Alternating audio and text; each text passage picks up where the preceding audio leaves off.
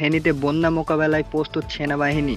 ফেনীর বন্যা পরিস্থিতি মোকাবেলায় বাংলাদেশ সেনাবাহিনী প্রস্তুত রয়েছে। গত বছরের ভয়াবহ বন্যা থেকে অর্জিত অভিজ্ঞতার ভিত্তিতে সর্বোচ্চ সহায়তা নিশ্চিত করতে সেনাবাহিনী ইতিমধ্যে প্রয়োজনীয় প্রস্তুতি গ্রহণ শুরু করেছে। বৃহস্পতিবার ১০ জুলাই কুমিল্লা সেনানিবাসে ৩৩ পদাতিক ডিভিশনের পক্ষ থেকে পাঠানো এক সংবাদ বিজ্ঞপ্তিতে এ তথ্য জানানো হয়। এদিকে টানা ভারী বর্ষণ ও উজান থেকে নেমে আসা পাহাড়ি ঢলের কারণে ফেনী জেলার ফুলগাজী ও পরশুরাম উপজেলার বিভিন্ন নিম্নাঞ্চল প্লাবিত হয়ে বন্যা দেখা দিয়েছে।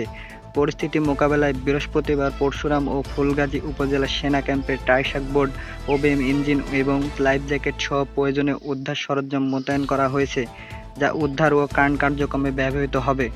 এর আগে বুধবার ফেনী জেলা প্রশাসকের তত্ত্বাবধানে দুর্যোগ ব্যবস্থাপনা কমিটির সঙ্গে সেনাবাহিনীর সমন্বয় সভা অনুষ্ঠিত হয়, যেখানে বন্যা পরিস্থিতি মোকাবেলায় করণীয় বিষয়গুলো আলোচনা করা হয়।